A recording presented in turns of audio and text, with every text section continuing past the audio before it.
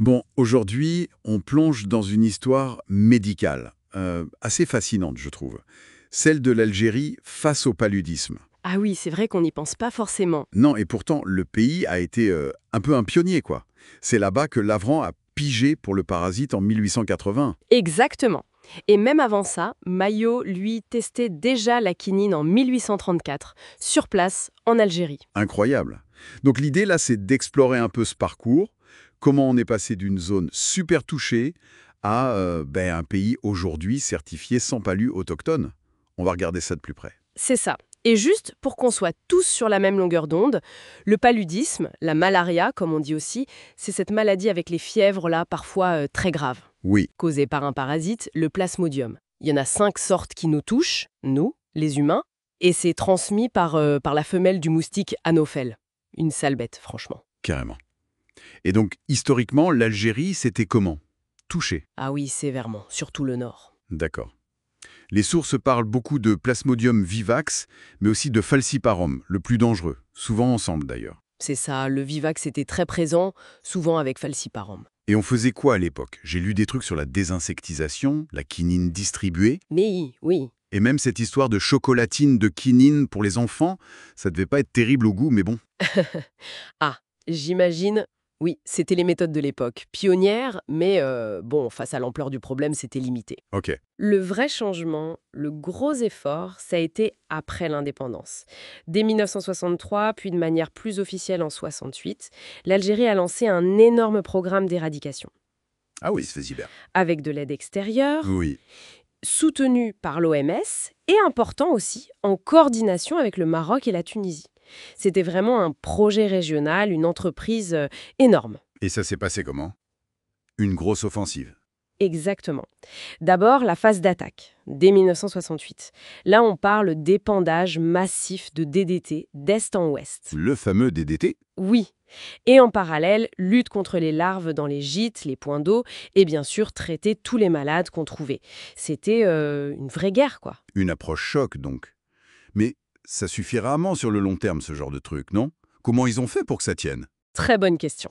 C'est là qu'intervient la deuxième phase, dite de consolidation. Ça, c'était de 1978 à 1986 environ. Consolidation, d'accord. C'est-à-dire? Là, l'accent a été mis sur la surveillance. Une surveillance, mais alors hyper rigoureuse. Faut imaginer, hein, à un moment donné, ils analysaient près d'1 million de frottis sanguins par an. 1 million, Par an. c'est...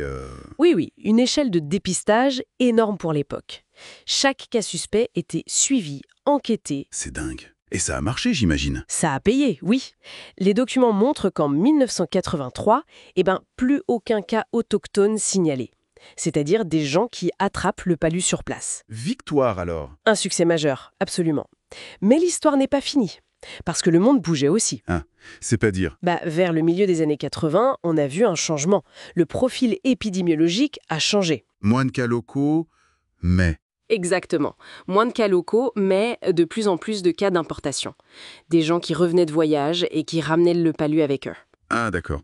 Et malgré les succès, il restait quand même quelques petits foyers têtus de transmission locale. Au nord, vers Ndefla, et dans le sud aussi, Ouargla, Tamanrasset, Ilizi. Des poches de résistance, quoi.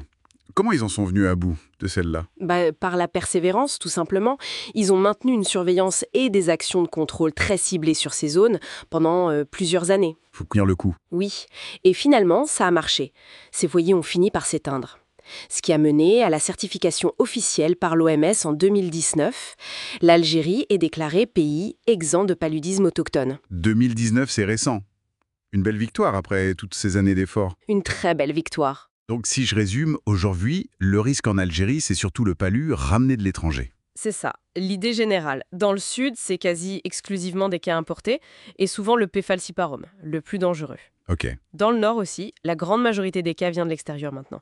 Mais attention, hein, Oui, éradication autochtone, ça ne veut pas dire risque zéro.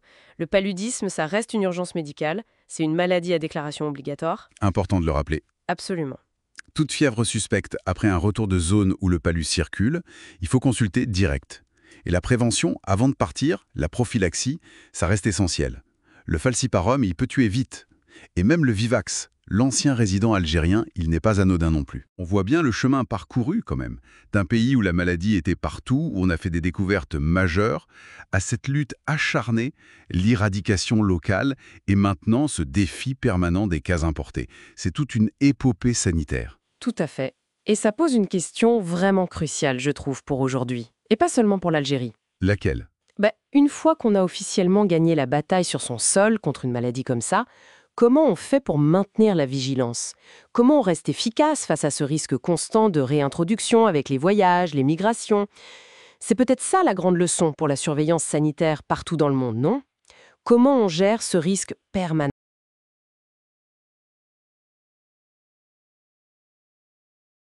Bonjour.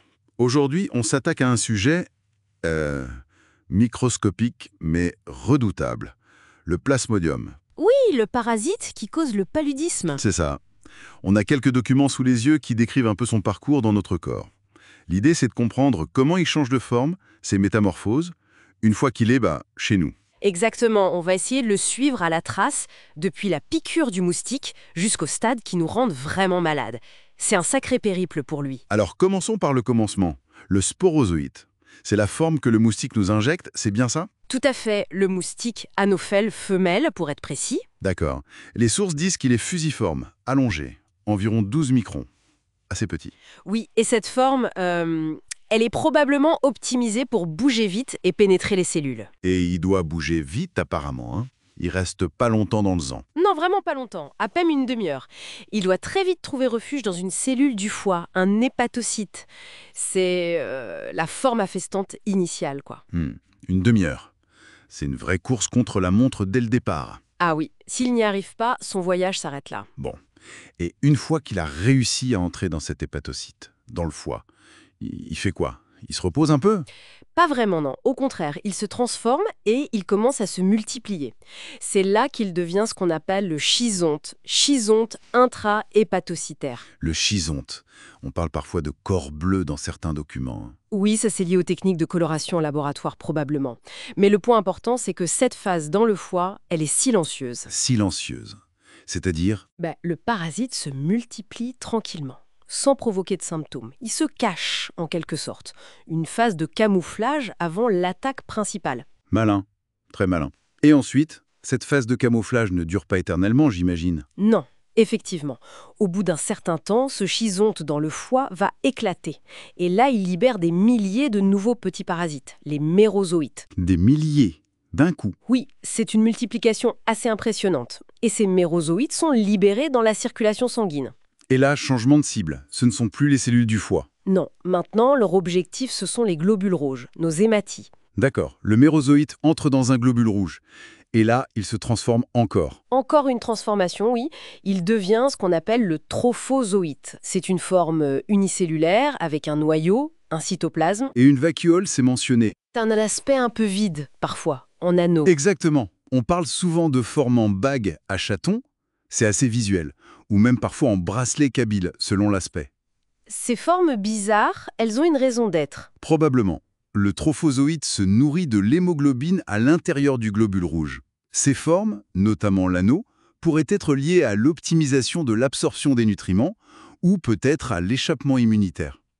Et c'est ce stade, dans les globules rouges, qui est responsable de la maladie elle-même. Ah, voilà, on arrive à la phase où on ressent les symptômes. C'est ça. Ce trophozoïte, il mange, il grandit, et puis il recommence à se diviser. Il se divise encore? À l'intérieur du globule rouge. Oui, c'est une autre phase de multiplication asexuée, qu'on appelle la schizogonie. Le noyau se divise plusieurs fois. Combien de fois à peu près?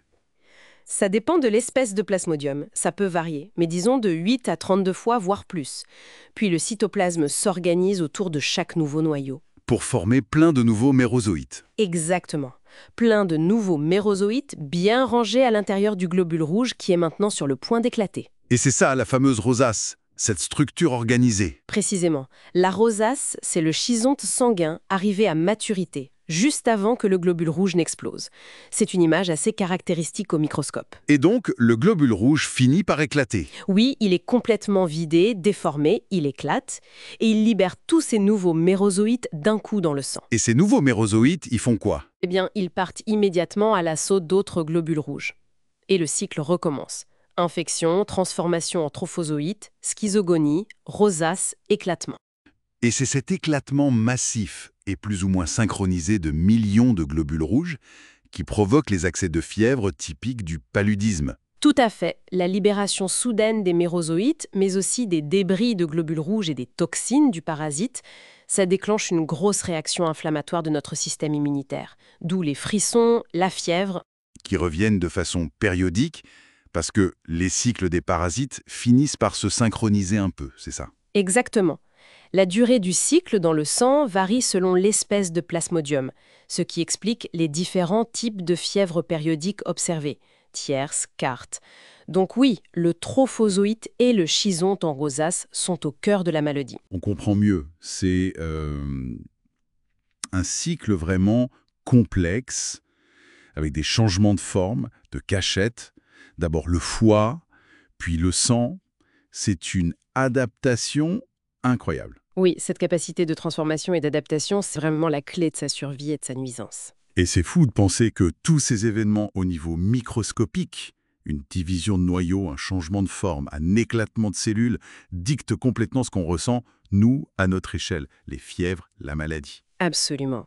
La biologie intime du parasite détermine directement le tableau clinique. C'est fascinant et terrible à la fois. Tout à fait. Bon, ça nous amène à une dernière réflexion peut-être pour aller plus loin. Si on regarde ce cycle complexe, avec cette phase dans le foie, puis cette phase dans le sang, toutes ces formes différentes, où est-ce qu'on pourrait taper le plus efficacement pour essayer de le bloquer, ce parasite? Excellente question. Et c'est bien sûr une question centrale pour toute la recherche médicale contre le paludisme.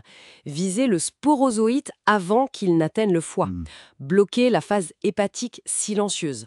Empêcher l'invasion des globules rouges ou la multiplication à l'intérieur. Chaque étape est une cible potentielle. Une question essentielle donc, qui montre bien toute la complexité du défi. Merci pour cet éclairage.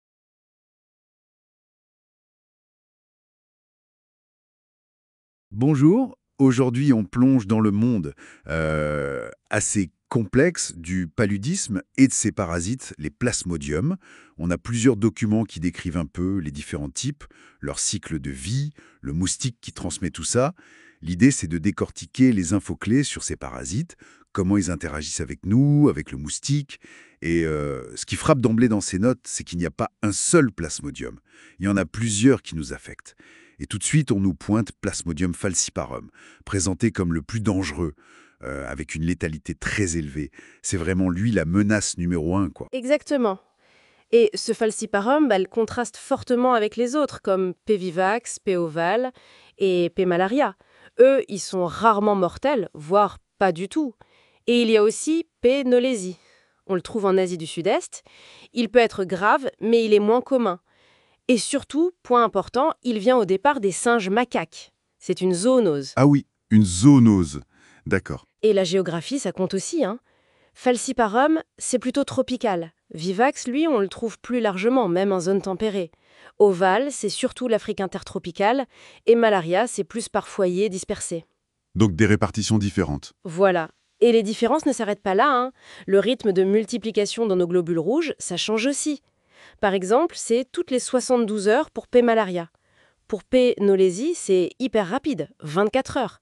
Et pour les autres falciparum, vivax, ovale, c'est 48 heures. Qui a de grosses conséquences, c'est ce qui se passe dans le foie.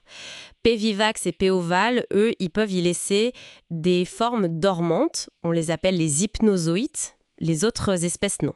Des formes dormantes. Attendez, ça veut dire qu'on peut se croire guéri, Oui, et puis des mois plus tard, paf, on retombe malade. sans même avoir été repiqué. Exactement ça. C'est cette capacité à rester caché dans le foie. C'est fou ça. Bon alors, comment ce parasite, avec toutes ces variations, il passe d'une personne à l'autre pour démarrer son cycle? Alors là, c'est le rôle du fameux moustique anophèle, la femelle plus précisément. L'anophèle femelle. Oui, mais attention, pas n'importe quel moustique. Anopheles. Les sources précisent bien que sur les 400 espèces d'anophèles, il y en a qu'environ 70 qui sont de bons vecteurs. Et un détail intéressant, tiré des documents, cette femelle, elle vit à peu près 1 mois. Et elle pond tous les 2 ou 3 jours, genre 150 œufs à chaque fois, dans des eaux plutôt stagnantes. Ah oui, quand même. Et ces œufs donnent des larves qui deviennent adultes en 2 à 4 semaines. C'est un cycle assez rapide, ce qui aide bien à la transmission forcément. D'accord. Donc, le moustique, c'est le taxi, en quelque sorte. Et qui est le réservoir principal où le parasite attend son taxi? Alors, pour la plupart des espèces qui infectent l'homme, le réservoir principal, c'est l'homme lui-même. C'est nous. Voilà, sauf l'exception dont on parlait, Pinot-Lésie. Là, comme je disais, le réservoir naturel, c'est le singe macaque. L'humain, dans ce cas, est un hôte un peu accidentel. Compris. Bon, alors, une fois que ce taxi a déposé son passager clandestin chez nous, comment ça se passe? Ce cycle de vie, explorons un peu ce qui est décrit dans les notes. Alors, c'est un cycle complexe en 2 temps et chez 2 hôtes différents. D'abord, il y a le cycle sexué qui se passe chez l'anophèle. Quand le moustique pique une personne déjà infectée, il aspire des formes sexuées du parasite, les gamétocytes. Ok. Dans l'intestin du moustique, ces formes vont fusionner, former une sorte d'œuf, le zygote, qui va évoluer pour produire des milliers de sporozoïtes. Ça, c'est la forme infectante pour l'humain. Les sporozoïtes. D'accord. Prêts à infecter. Exactement. Et ensuite, c'est le cycle asexué qui commence chez l'humain quand un moustique infecté nous pique. Première étape, direction le foie. Les sporozoïtes migrent jusque-là, ils entrent dans les cellules du foie, les hépatocytes, et là, pendant 1 à 2 semaines, ils se multiplient énormément. C'est une phase complètement silencieuse, aucun symptôme. C'est la phase cachée, en quelque sorte. C'est ça, et c'est là, pour Vivax et Oval, que certains peuvent rester endormis, les fameux hypnozoïtes dont on parlait. Ah oui, d'accord. Puis vient la deuxième étape, la phase sanguine. Des milliers de parasites sortent du foie, sont libérés dans le sang, et là, ils attaquent les globules rouges.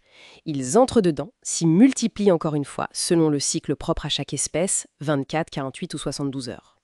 Et quand le globule rouge est plein à craquer, il éclate.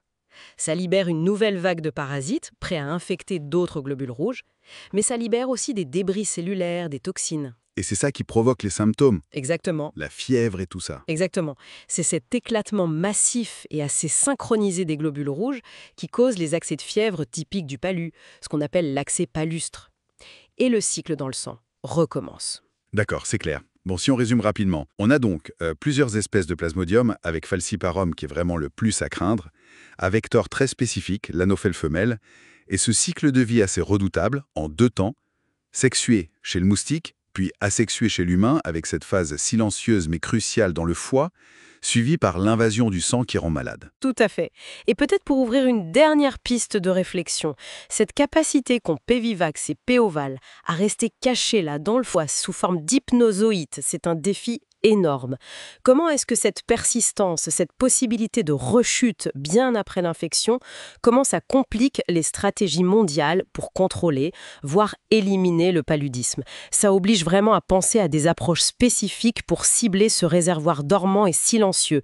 C'est une question clé pour l'avenir de la lutte.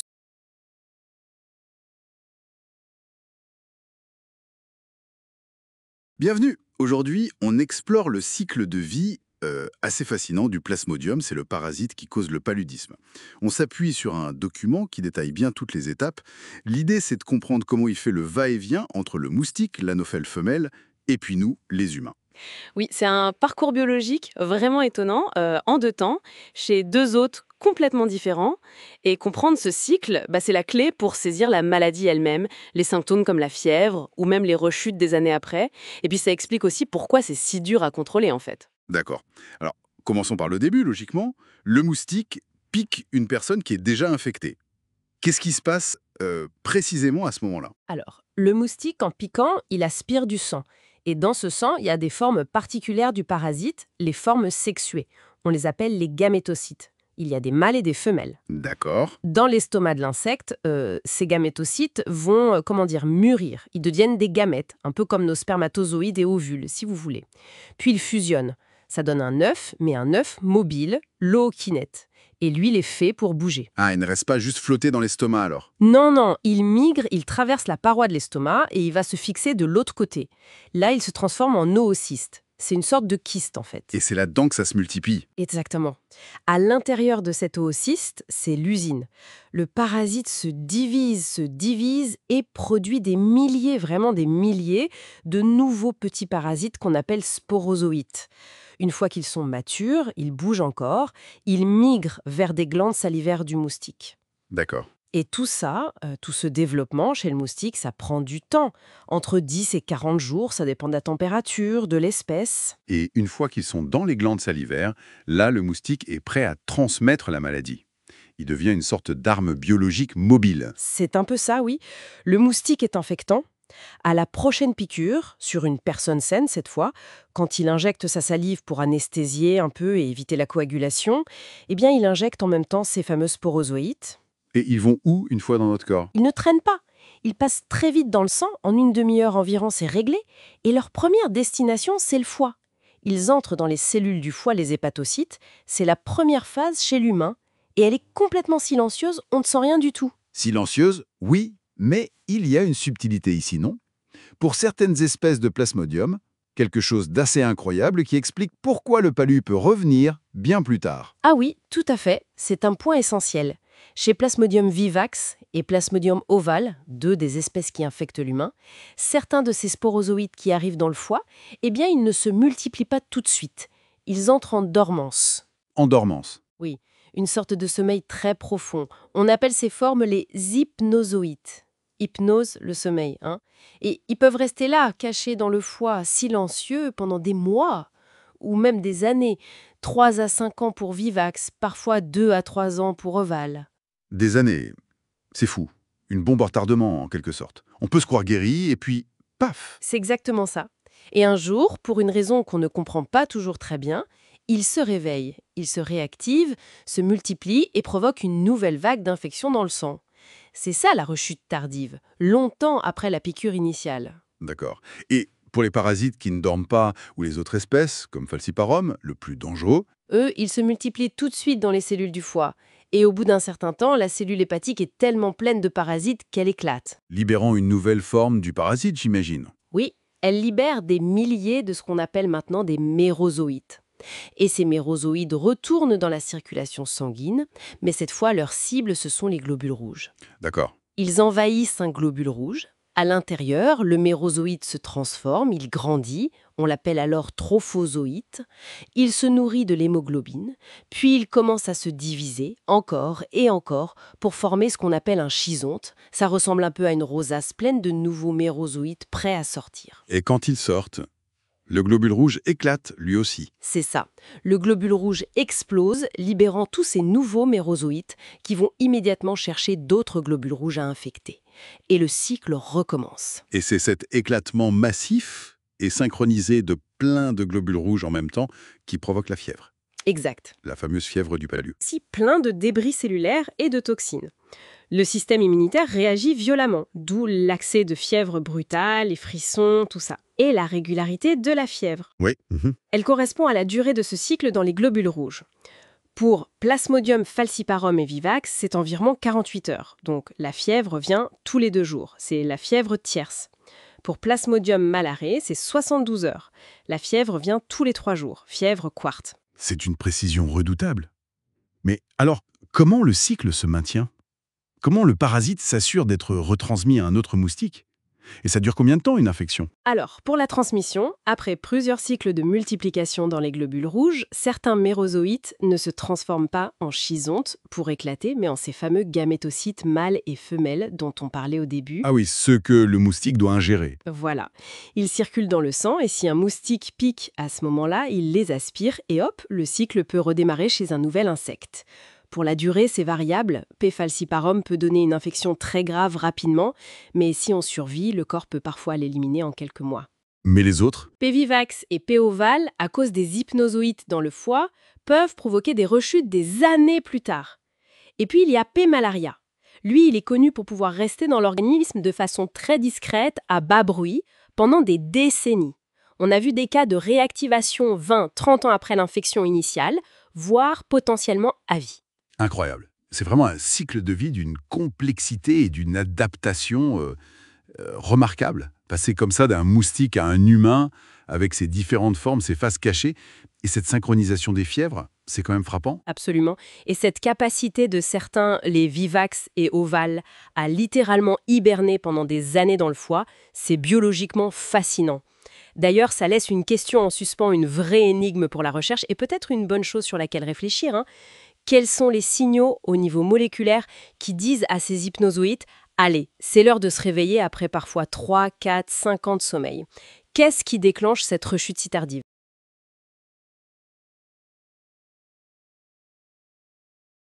Bienvenue. Aujourd'hui, on fait une petite exploration des mécanismes du paludisme. On va s'appuyer sur des documents qui décrivent l'immunité, la progression de la maladie. Notre objectif, c'est de saisir comment le corps réagit, parfois juste partiellement, et comment ça peut dégénérer. Des formes simples aux plus critiques. Alors, justement, pour commencer, il y a un terme qui revient souvent dans nos sources, la prémunition. C'est quoi exactement? Oui, alors la prémunition, c'est une unité acquise. Mais elle est assez particulière. Les textes la décrivent comme incomplète et puis instable. On la voit chez les personnes qui vivent en zone endémique, hein, qui sont exposées très régulièrement. Dès l'enfance, c'est ça. Oui, dès l'enfance, vers 4 ans, souvent à la même souche du parasite. D'accord. Incomplète et instable. Ça veut dire que ça aide un peu, mais on n'est jamais vraiment protégé à 100%. C'est exactement ça. Cette stimulation immunitaire constante, elle permet de limiter la quantité de parasites et donc d'éviter les complications les plus graves. Mais, et ça c'est vraiment un point crucial, dans les sources, elle est labile, fragile quoi. Fragile comment? Si une personne quitte sa région impalidée, eh bien, elle perd cette protection. Ah oui, Oui. Et si elle revient, elle redevient très vulnérable, presque comme si elle n'avait jamais rien eu avant. Elle risque une forme grave. c'est fou cette fragilité. Et il y a aussi une protection mère-enfant qui est mentionnée. Oui, tout à fait. C'est une immunité passive, transmise par la mère, mais elle est temporaire. Combien de temps? Elle couvre le nourrisson pour les 4 ou 5 premiers mois de sa vie à peu près. D'accord. Bon, alors, si on regarde maintenant ce qui se passe lors d'un accès simple de palu, les documents parlent beaucoup de l'éclatement des rosaces. Oui, les rosaces. C'est le stade final du parasite dans le globule rouge, juste avant qu'il ne libère plein de nouveaux petits parasites. Et cet éclatement, ça libère donc les parasites dans le sang, mais aussi des substances pyrogènes. Pyrogènes, Mm. qui donnent la fièvre. Exactement. Ce sont elles qui agissent sur le cerveau, sur le centre de la température, et hop, ça donne la fièvre typique du palu. Cet éclatement, ça déclenche aussi des phénomènes immunitaires qui peuvent faire chuter les plaquettes. C'est la thrombopénie. D'accord. Et la destruction des globules rouges eux-mêmes, ça a quelles conséquences? Alors là, il y a plusieurs choses, un peu en cascade. D'abord, l'hémoglobine qui est libérée, elle est transformée en bilirubine. Ah, d'où la jaunisse. Voilà, ça peut donner un subictère, une petite teinte jaune. Ensuite, les débris des globules, ils sont filtrés par la rate. Et la rate grossit. Oui, elle augmente de volume, c'est ce qu'on appelle la splénomégalie. Et puis bien sûr, la perte des globules rouges l'hémolyse. Ça mène à l'anémie. Directement à l'anémie, oui. Et j'ai lu aussi que le parasite lui-même aggrave l'anémie en se nourrissant. Oui, tout à fait. Il a besoin de se nourrir pour se multiplier. Il consomme du fer, donc ça accentue l'anémie. Et il consomme aussi beaucoup de glucose, ce qui peut parfois entraîner une hypoglycémie. D'accord, c'est assez clair pour l'accès simple. Mais les sources insistent vraiment sur la gravité de l'étape suivante, l'accès pernicieux. Et ce qui fait basculer, Alors, le changement majeur, c'est une multiplication vraiment massive des parasites. Mais surtout, c'est où ils se multiplient. Ils ont tendance à s'accumuler, à se séquestrer dans les tout petits vaisseaux sanguins, les capillaires. où ça spécifiquement? Surtout dans les organes vitaux. Le cerveau, les reins, les poumons. C'est cette localisation, en fait, qui rend les choses si graves. Et cette accumulation dans des endroits aussi sensibles, qu'est-ce que ça provoque concrètement? C'est là que ça devient très sérieux. Ça mène à un manque d'oxygène, ce qu'on appelle l'anoxie. Et ça, par plusieurs mécanismes qui s'ajoutent les uns aux autres. D'abord, l'éclatement massif de tous ces globules rouges parasités dans les capillaires. Ça provoque une hémolyse beaucoup plus importante. Donc encore moins de globules rouges pour transporter l'oxygène. Exactement. Il n'y a tout simplement plus assez de transporteurs. C'est l'anoxie qu'on dit anémique. Les sources parlent aussi d'un truc appelé KNOBS. Des espèces de bosses collantes sur les globules rouges. C'est quoi ça? C'est exactement ça. Le parasite, il modifie la surface du globule rouge infecté, il crée ces knobs, ces protubérances, qui rendent le globule rouge adhésif, collant. Collant. Et alors? Et alors, ces globules collants, ils s'accrochent aux parois des tout petits vaisseaux, des capillaires. Ça ralentit énormément la circulation sanguine. Ça peut même bloquer. Oui, ça peut ralentir ou même bloquer complètement. Comme des embouteillages, si vous voulez, dans les micro-vaisseaux. Ce qui veut dire que l'oxygène n'arrive plus correctement au tissu. Précisément, c'est ça l'anoxie circulatoire. L'oxygène est peut-être disponible dans le sang, mais il n'est plus distribué comme il faut. Et il y a aussi une histoire d'inflammation, hein, avec des cytokines, comme le TNF. C'est ça? Oui, tout à fait. La réaction inflammatoire du corps devient très intense. Elle libère des molécules, des messagers chimiques, les cytokines. Et parmi elles, il y a le TNF, le Tumor Necrosis Factor. Et ces molécules, elles ont un effet toxique direct sur les cellules des organes. Toxique comment? Elles les empêchent d'utiliser l'oxygène, même si l'oxygène arrive jusqu'à elles. C'est le troisième mécanisme. Donc même si l'oxygène est là, les cellules ne peuvent pas s'en servir. C'est ça. On appelle ça l'anoxie cytotoxique. Les cellules sont comme asphyxiées de l'intérieur. Et bien sûr, la fièvre très forte continue parce qu'il y a toujours cette libération de substances pyrogènes. D'accord. Alors, si on essaie de résumer pour cet accès pernicieux, qu'est-ce que ça signifie pour le corps au final? Ça signifie une attaque vraiment sur plusieurs fronts. Le parasite, il provoque un manque d'oxygène critique par au moins 3 voies différentes. Rappelez-les-nous. Oui, le manque de transporteurs, l'anémie, donc l'ocnoxie anémique, le blocage de la distribution, de la circulation, donc l'ocnoxie circulatoire, et l'incapacité des cellules à utiliser l'oxygène, l'ocnoxie cytotoxique.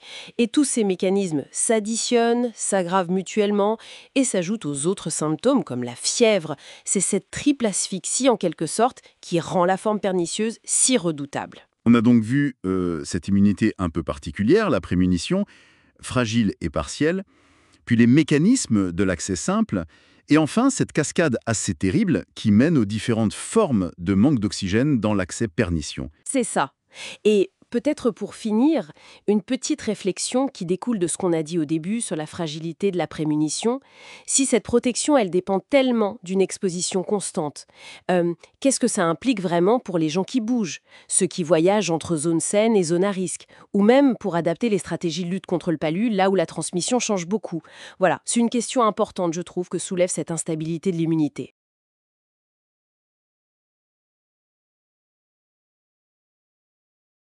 Bonjour Evelyne. Aujourd'hui, on se penche sur des notes cliniques concernant le paludisme. Bonjour Sam. L'objectif, c'est vraiment de décrypter ensemble les signes clés, les indices importants de cette maladie. On la considère souvent comme une urgence médicale absolue, et on va voir pourquoi. Absolument. On va explorer un peu les phases caractéristiques d'une crise, et même certains facteurs génétiques, assez étonnants d'ailleurs, qui peuvent protéger. Prêt pour cette analyse, Evelyne? Tout à fait prête. C'est essentiel, je crois, de bien comprendre la dynamique de cette infection. Surtout comment elle se manifeste dès les premiers signes et comment elle évolue. Et les sources qu'on a nous donnent un aperçu assez précis des étapes cliniques, oui. Alors justement, commençons par quelque chose d'assez fascinant qui est mentionné. Il existe des facteurs génétiques qui protègent plus ou moins contre le palu. On parle par exemple de la drépanocytose, vous savez, l'anémie falciforme, Oui. ou des thalassémies, ou encore d'un déficit en G6PD. Oui, le déficit enzymatique. C'est ça. Et même l'absence de certains antigènes sur les globules rouges, comme le système de Phi, qui protège contre Plasmodium vivax. C'est quand même incroyable comme adaptation, non? Ah oui, c'est un exemple frappant d'adaptation humaine face à une pression parasitaire constante. Pour la drépanocytose, par exemple, si on est porteur hétérozygote, le parasite a plus de mal à se développer dans ces globules rouges un peu différents. D'accord. Mais attention, il faut bien souligner que ces protections sont partielles, ça ne rend pas invulnérable. Bien sûr. Et le point crucial à retenir des notes, c'est vraiment ça, hein, il faut y penser. Penser au paludisme devant toute fièvre si la personne est en zone à risque ou si elle en revient. C'est une urgence médicale. Vraiment. D'accord. Très clair. Alors, décomposons un peu ça. Quels sont les signes cliniques principaux qui sont mentionnés?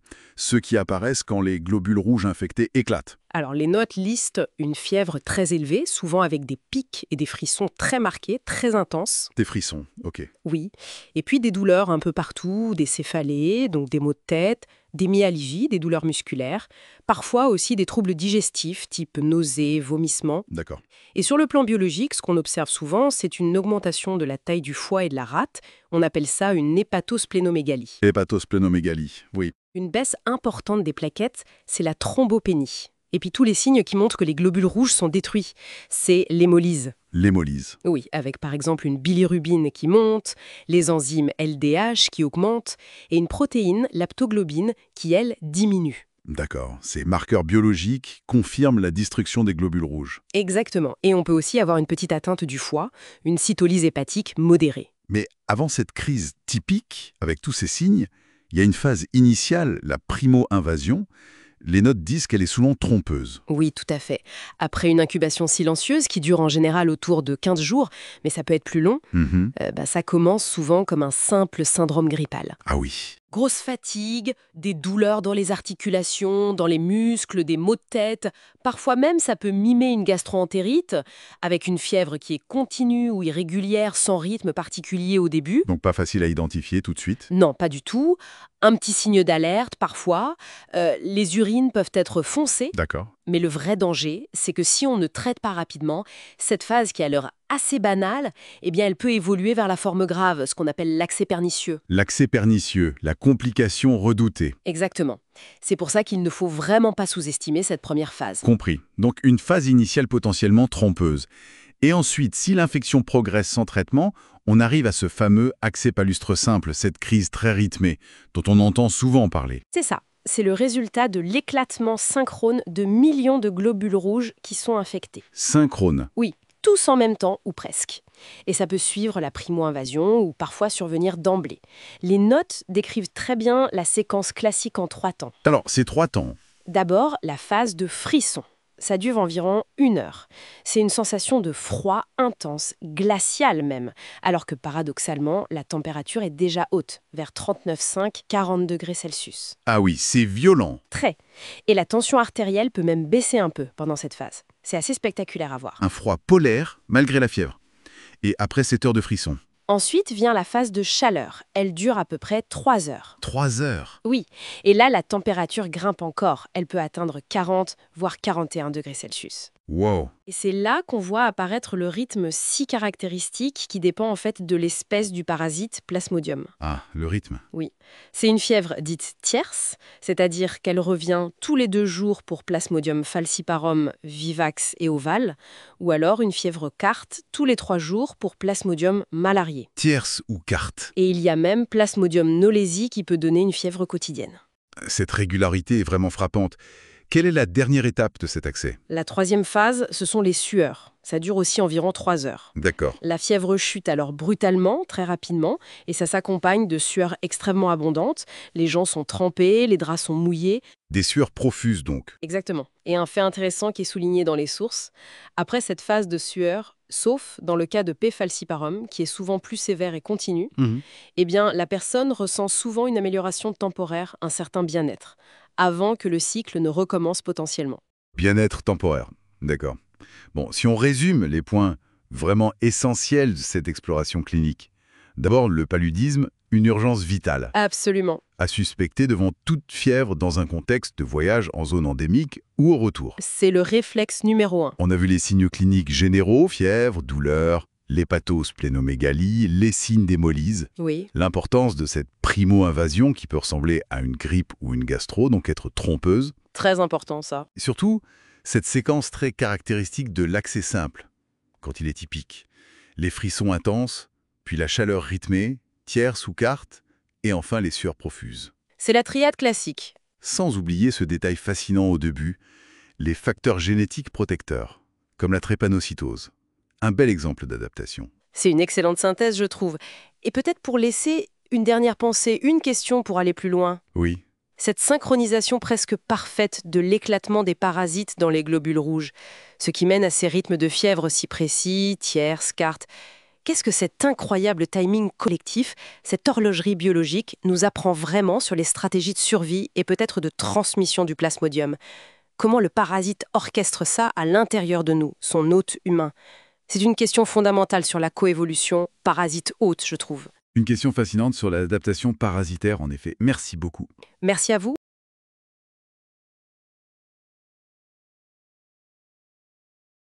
Bienvenue à toutes et à tous pour cette nouvelle exploration. Aujourd'hui, on se penche sur des extraits d'un document médical assez précis. Il traite du paludisme, mais on va aller voir spécifiquement ses formes les plus graves et puis quelques cas un peu particuliers. L'objectif, c'est de décortiquer ce qui rend cette maladie parfois si redoutable, bien au-delà de sa forme simple, on va dire. On va voir l'évolution, les signes cliniques vraiment sévères et puis des situations très spécifiques. Prêt à démarrer ? Tout à fait. Le paludisme, bon, c'est souvent gérable, c'est vrai, mais il y a des formes qui sont de véritables urgences vitales. C'est le cas notamment de ce qu'on appelle l'accès pernicieux. C'est lié principalement à Plasmodium falciparum, qui est l'espèce de parasite la plus dangereuse. Justement, les sources insistent beaucoup sur cet accès pernicieux. On l'appelle aussi neuropaludisme, c'est ça ? Qui est-ce qui est le plus à risque ? Alors, essentiellement les personnes qui n'ont pas d'immunité avant, donc les voyageurs, les touristes qui viennent de zones où il n'y a pas de palu, mais aussi, attention, les jeunes enfants. Et un point important qui est souligné, ça peut arriver des jours, voire même des semaines après avoir quitté la zone à risque. Ah oui, d'accord. Et ça vient d'où ce problème ? Le mécanisme en cause, en gros, c'est que le parasite fait que les petits vaisseaux sanguins, les capillaires, se bouchent. Et ça, dans des organes essentiels comme le cerveau. D'où le nom de neuropaludisme. Et il ne faut pas oublier non plus le paludisme pendant la grossesse. C'est un risque vraiment majeur dans les zones d'endémie. Et cliniquement, ça ressemble à quoi cette forme grave ? Le document parle d'un début souvent brutal, après peut-être quelques signes généraux comme des maux de tête, il y a cette fièvre très élevée, 40-41 degrés Celsius, mais aussi des signes neurologiques, parfois surprenants comme de l'agressivité, c'est ça ? Oui, tout à fait. Ça peut commencer par de l'agitation, de l'agressivité, puis ça évolue vers la confusion, la somnolence, Hmm. et ça peut aller jusqu'au coma. On parle d'un score de Glasgow inférieur à 11. C'est assez impressionnant, oui. Et ce n'est pas tout, j'imagine. Non, exact. La gravité, elle peut toucher plein d'organes. Les critères listés dans les sources, ils montrent bien ça. On peut avoir une détresse respiratoire, des problèmes de circulation avec une tension très basse, en dessous de 80 pour la systolique. C'est un signe de choc. Il peut y avoir aussi une insuffisance rénale. On voit ça avec la créatinine qui monte et la personne urine très peu. Une anémie très forte aussi, l'hémoglobine qui chute sous les 7 grammes par décilitre, l'ictère, la jaunisse quoi, l'hypoglycémie, le manque de sucre, ou encore l'acidose. D'accord, une atteinte vraiment multi-organique. C'est ça. Et un autre signe d'alarme important, si la parasitémie, c'est-à-dire le pourcentage de globules rouges infectés, dépasse 4%.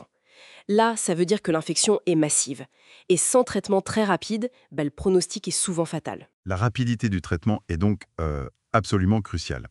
Mais il n'y a pas que ces crises aiguës. Le document parle aussi d'une autre forme, le paludisme viscéral évolutif. C'est quoi ça ? Alors ça, c'est une forme chronique. On l'observe chez des personnes qui vivent en zone d'endémie, souvent des enfants, mais pas seulement. Ce sont des gens qui font des infections à répétition, mais sans développer une immunité vraiment efficace et sans s'être traités correctement à chaque fois. Du coup, ça se manifeste par une fatigue énorme, une anémie qui dure, une très grosse rate, on appelle ça une splénomégalie, et puis un amaigrissement petit à petit. Ça peut aller loin, cet amaigrissement. Oui, ça peut aller jusqu'à la cachexie, un état de dénutrition vraiment sévère. Et chez l'enfant, bien sûr, ça provoque un retard de croissance. Et attention, cette forme chronique, elle peut aussi finir par déclencher un accès pernicieux. Ce qui est intéressant ici, c'est de voir comment l'exposition répétée, ça change la façon dont la maladie se présente sur le long terme. D'accord. Les sources mentionnent aussi ce qu'elles appellent des entités cliniques particulières. Il y a le palu transfusionnel. Oui, c'est ça. Le risque de transmettre le palu par le sang. C'est pour ça qu'il y a des règles assez strictes pour les donneurs de sang. Par exemple, attendre 4 mois après un séjour en zone à risque et seulement si un test est négatif avant de pouvoir donner son sang. Logique. Et il y a aussi le cas de la femme enceinte. Les risques sont sérieux, non ? Ah oui, très sérieux, les conséquences peuvent être dramatiques. Plus de risques de fausse couche, d'accouchement prématuré ou que le bébé naisse avec un petit poids, c'est vraiment un point crucial qui est souligné dans les documents. Et face à tout ça, comment on est sûr du diagnostic ? Alors, la référence, ça reste l'examen sanguin. C'est ce que rappellent les textes. Il faut chercher le parasite. On utilise 2 techniques qui se complètent. Le frottimance, ça permet de voir quelle espèce de plasmodium c'est. Et puis la goutte épaisse, qui est plus sensible pour juste dire oui, il y a du parasite ou non, il n'y en a pas. Et c'est très important de faire ces tests vite, dès qu'on pense au palu. Faut pas attendre le pic de fièvre. Et si c'est négatif, mais qu'on a toujours un doute, il faut refaire le test. D'accord. Et les tests rapides, les TDR? Oui, ils sont mentionnés aussi. Ce sont des outils très utiles, bien sûr, surtout quand on n'a pas accès à un laboratoire facilement. Ils détectent des protéines du parasite. Bon, si on essaie de résumer un peu tout ça. Le paludisme, ça peut être gravissime. Comme le neuropaludisme, ça attaque des organes vitaux. Les voyageurs, les femmes enceintes, ils sont particulièrement vulnérables. Et il y a même des formes chroniques qui peuvent vraiment user l'organisme, comme ce paludisme viscéral évolutif. Exactement. Donc le diagnostic rapide, précis, c'est fondamental. Tout ça, ça met vraiment en lumière l'importance capitale de la prévention, surtout pour les voyageurs, de la vigilance quand on revient, et puis d'avoir accès rapidement à des soins adaptés si besoin. Oui, tout à fait. Et il y a un dernier point qui est abordé dans les sources, même si c'est rare, c'est la fièvre bilieuse hémoglobinurique. C'est une complication très grave, une sorte de réaction allergique hyper violente qui était parfois liée à la quinine, historiquement. Ça provoque une destruction massive et soudaine des globules rouges, une hémolyse, avec de la fièvre et souvent les reins qui s'arrêtent de fonctionner. Impressionnant. Et pour terminer, peut-être une petite note qui fait réfléchir. Le document signale que Plasmodium vivax, qu'on voit souvent comme moins dangereux que Falciparum, pourrait, dans de rares cas, provoquer aussi un accès pernicieux. Intéressant. Oui, ça suggère que notre compréhension des différentes espèces et de leur potentiel de dangerosité réelle, elle est peut-être pas tout à fait complète et qu'elle continue d'évoluer. C'est une piste à suivre pour la recherche, sans doute.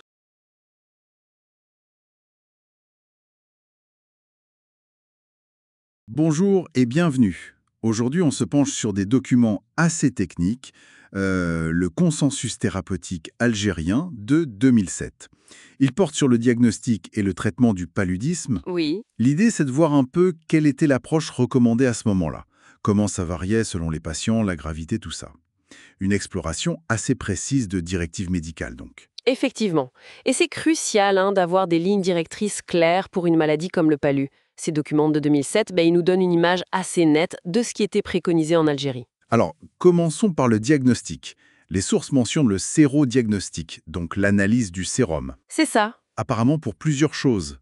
Dépister les donneurs de sang, faire des enquêtes épidémiologiques, ou même suivre les patients après le traitement. Exactement. Et il y a toute une liste de techniques d'ailleurs. L'immunofluorescence indirecte, l'ELISA, la PCR aussi. Et puis un test qui m'a interpellé, le Parasite F, un TDR, un test de diagnostic rapide. Ah oui, les TDR. Ce qui est intéressant, c'est le côté pratique visiblement. Détection visuelle, sur le terrain, d'une protéine du parasite, la HRP2. Ça devait être utile, non? Ah oui, tout à fait. C'est un bon point ça. On voit bien la différence entre les tests de labo, souvent plus précis mais plus lents aussi, et ces TDR, rapides, utilisables vraiment partout. Ça permettait d'adapter la stratégie selon où on se trouvait, quoi. Logique. Passons au traitement alors. Les directives de 2007, elles font bien la différence entre les situations. Oui.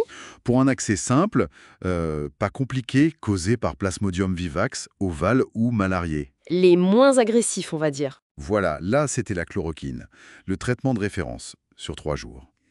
Et pour vivax et ovale, pour éviter les rechutes, on ajoutait la primaquine. Simple, en apparence? Relativement simple, oui, pour ces espèces-là. Mais le gros défi, c'était le Plasmodium falciparum. Lui, il est souvent bien plus dangereux. C'est ça. Alors là, si le patient ne vomissait pas, le choix c'était la méfloquine ou la quinine, par voie orale. Mais ce qui est intéressant, c'est que déjà à l'époque, les ACT, les combinaisons à base d'artémisine, Ah oui. comme l'artéméteur luméfantarine, elles étaient déjà là en alternative importante. Ça montre bien que les stratégies évoluaient déjà. D'accord. Et si le patient vomissait? Si on ne pouvait pas donner les médicaments par la bouche? Ah, là, il fallait passer à l'intraveineuse, l'IV. Avec la quinine base, c'est essentiel pour être sûr que le traitement soit efficace. Surtout avec un falciparum qui peut s'aggraver très vite. Donc pour les cas graves de falciparum, j'imagine que le protocole était encore plus costaud. Ah oui, absolument. La quinine en IV, c'était vraiment le traitement de première ligne. Souvent, on commençait par une dose de charge, une dose plus forte au début pour que ça agisse vite, puis des doses régulières. D'accord. Et il y a même une note intéressante pour l'Asie du Sud-Est. On ajoutait de la doxycycline, un antibiotique, après la quinine. Ah oui? Pourquoi ça? Ça suggère qu'ils prenaient déjà en compte les résistances aux médicaments, qui pouvaient varier selon les régions du monde. C'était assez précoce comme approche. Et il y avait d'autres options si la quinine n'était pas possible? Oui, l'artésunate, un autre dérivé de l'artémisinine, en IV ou en intramusculaire, c'était une alternative importante. Venons-en au cas particulier, c'est toujours délicat. Les femmes enceintes et les enfants. Que disaient ces directives de 2007? Alors, pour la femme enceinte, c'était vraiment trouver l'équilibre entre l'efficacité et la sécurité pour elle et le bébé, bien sûr. La chloroquine, c'était possible pour les accès simples qui n'étaient pas du falciparum. Ok. Mais pour le falciparum, c'était la quinine, orale si possible, ou IV si c'était grave ou s'il y avait des vomissements. Et on mentionnait aussi la clindamycine, un autre antibio considéré comme assez sûr pendant la grossesse, au cas où on suspectait une résistance. Très clair. Et pour les enfants? La logique des médicaments était un peu la même que pour les adultes. La grosse différence, et c'est fondamental en pédiatrie, c'est l'ajustement des doses. Très précis en fonction du poids. Ah oui. Par exemple, pour l'artéméter-luméfantrine, le nombre de comprimés était défini par tranche de poids, genre un comprimé si l'enfant fait entre 5 et 15 kg, 2 entre 15 et 25 kg, etc. Très cadré. D'accord. Et une précaution importante, la doxycycline, on ne l'a recommandée qu'après 8 ans pour les cas graves résistants. Avant cet âge, comme pour la femme enceinte, on préférait la clindamycine. Compris. Dernière question, l'hospitalisation. Quand est-ce qu'il fallait hospitaliser, selon ces directives? Alors, il y avait plusieurs critères. Évidemment, le moindre signe de gravité clinique. Mais aussi si on ne pouvait pas avoir un diagnostic fiable rapidement ou si le patient avait des troubles digestifs qui empêchaient de prendre le traitement par la bouche. Logique. Et puis, des situations particulières. La grossesse, un très jeune âge, si la personne n'avait plus de rate, une splénectomie, ou si elle avait d'autres maladies. Et des critères biologiques aussi, plaquettes trop basses, anémie, un début de problème au rein, ou si la quantité de parasites dans le sang, la parasitémie, dépassait 2%. Donc, pas mal de raisons possibles. Oui, l'objectif était clair. Repérer vite les patients à risque pour les surveiller de près. Le traitement, selon le parasite, la gravité, et puis le patient lui-même. C'est assez complexe, mais bien organisé. Tout à fait. Ça souligne bien qu'il faut des protocoles clairs pour aider les soignants face à cette maladie complexe. Il faut jongler en permanence entre l'efficacité, le risque que les médicaments ne marchent plus à cause d'une résistance, et puis la fragilité de certains patients, comme les femmes enceintes ou les tout-petits. Et une dernière réflexion, peut-être, pour aller plus loin. Ces directives, elles datent de 2007. Ça fait plus de 15 ans. Oui, le temps passe vite en médecine. Exactement. Et on sait que la recherche avance, les résistances des parasites évoluent, de nouveaux médicaments apparaissent. Ça fait réfléchir à comment ces recommandations spécifiques de 2007 se comparent à ce qu'on fait aujourd'hui, non? Ah oui, tout à fait. C'est une excellente piste de réflexion. Voir ce qui a changé, ce qui est resté pertinent. C'est toujours instructif de regarder en arrière.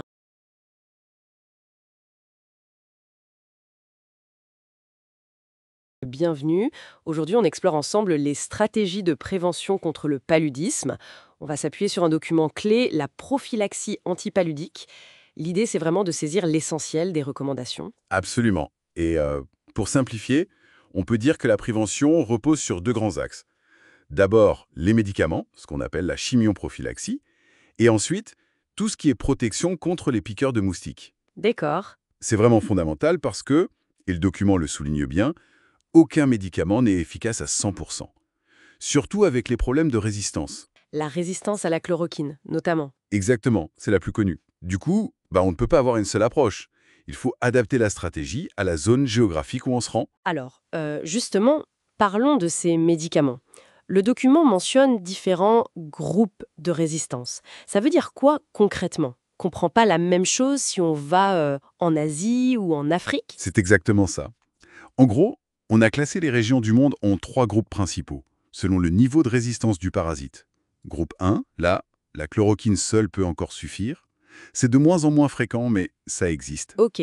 Groupe 2, on passe à des combinaisons, souvent chloroquine associée au proguanil par exemple, ou l'association Atovacom-proguanil. Et le groupe 3, j'imagine que c'est là où c'est le plus compliqué. Oui, groupe 3, c'est les zones de forte résistance.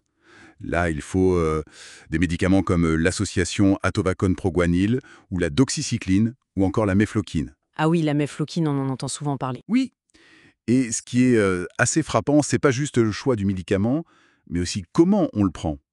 Certains, c'est tous les jours. D'autres, une fois par semaine seulement. Une fois par semaine, ouais, c'est plus simple, non? Oui, mais attention, il y a aussi la durée. Souvent, il faut continuer le traitement après le retour. parfois une semaine, parfois jusqu'à 4 semaines. 4 semaines après être entré? Ah oui, quand même. Oui, il peut penser. Exactement. Et pour la méfloquine, par exemple, il faut même commencer avant de partir. Plusieurs semaines avant, parfois. Donc oui, c'est assez contraignant. Et toute cette complexité, elle vient directement de cette résistance du parasite qui évolue tout le temps. Je comprends mieux. C'est une vraie course contre la montre, en quelque sorte. Donc ça, c'est pour les médicaments. Mais vous disiez qu'il y a un deuxième pilier, la protection physique. Tout à fait. Et c'est tout aussi important. On ne peut pas compter que sur des médicaments. Alors, les mesures de base, on les connaît un peu, hein. Porter des vêtements longs, surtout le soir, Ouais, couvrir les bras, les jambes. voilà, et utiliser des répulsifs sur la peau exposée. Et puis, bien sûr, dormir sous une moustiquaire. La fameuse moustiquaire. Oui, et idéalement, une moustiquaire imprégnée d'insecticides. Ça offre une double protection. Mais le document va plus loin. Il parle aussi de s'attaquer aux moustiques à la source. C'est-à-dire, Éliminer les moustiques eux-mêmes. disons, éliminer les endroits où ils se reproduisent. Les larves de moustiques grandissent dans l'eau stagnante. Donc, une action clé, c'est d'éliminer ces gîtes larvaires. Ça peut être simple, hein, vider les soucoupes sous les pots de fleurs. Ah oui, ne pas laisser traîner de vieux pneus ou des boîtes de conserve qui se remplissent d'eau de pluie. Assécher les petites flaques inutiles autour des maisons. C'est du bon sens, en fait. Mais j'ai lu aussi des choses un peu plus high-tech. Ah. Lutte biologique, c'est ça? Oui, alors ça, c'est fascinant. On peut utiliser des ennemis naturels du moustique. Par exemple, certaines bactéries, comme le Bacillus thuringiensis israelensis, ou des champignons, qui tuent spécifiquement les larves de moustiques sans nuire au reste. Incroyable. Ou alors, on introduit dans certains plans d'eau des petits poissons, comme les gambusies, qui sont très voraces et mangent les larves. C'est une approche plus écologique, disons. Donc on agit sur les larves et contre les moustiques qui sont déjà adultes et qui volent partout. Alors, là, on revient à des méthodes plus chimiques, si on veut. On utilise des insecticides. Le document cite plusieurs familles. Les organochlorés, comme le DDT, même s'il est controversé. Oui, le DDT. Les organophosphorés, les carbamates, les pyrétrines. On les pulvérise souvent à l'intérieur ou autour des maisons, sur les murs où les moustiques aiment se reposer, ou parfois directement sur les points d'eau pour tuer les larves ou les adultes qui viennent pondre. C'est vraiment une approche combinée. Protection individuelle, action sur l'environnement et action chimique. C'est complet? Il le faut. Parce que le paludisme, surtout celui causé par le Plasmodium falciparum, le document insiste là-dessus, ça peut être extrêmement grave, voire mortel. Oui, ça reste une maladie redoutable. Une prise en charge rapide est essentielle si on a des symptômes, même si on a pris la prévention. Absolument. Fièvre, maux de tête, frissons après un retour de zone à risque, il faut consulter en urgence. La prévention réduit le risque, elle ne l'élimine pas à 100%. D'ailleurs, le document mentionne aussi une autre piste d'avenir, le vaccin. Ah oui, le RTSS-SSSS. C'est ça. L'OMS a recommandé son utilisation chez les enfants dans certaines régions d'Afrique depuis 2021. C'est un développement majeur. Un vaccin, enfin. Il y a un mais. Le document reste prudent, il souligne qu'on manque encore un peu de recul sur l'efficacité à très long terme, et surtout que le coût reste un obstacle important pour le déployer partout où il serait nécessaire. C'est un outil de plus, très prometteur, mais pas encore la solution miracle unique. Donc, si on résume, pour prévenir le palu, c'est un véritable puzzle. Choisir le bon médicament, bien le prendre, se protéger physiquement jour et nuit, et même agir sur l'environnement pour limiter les moustiques. Exactement. C'est une stratégie multifacette. Et ça soulève une question, peut-être pour conclure. Oui, Comment on fait pour maintenir cet effort? Pour innover constamment face à un parasite et un moustique qui s'adaptent sans cesse? Et comment on rend tout ça accessible financièrement et logistiquement partout dans le monde? c'est tout l'enjeu. Trouver cet équilibre délicat entre l'efficacité, le coût, l'impact écologique et notre capacité à toujours avoir un coup d'avance. C'est un défi permanent pour la santé mondiale.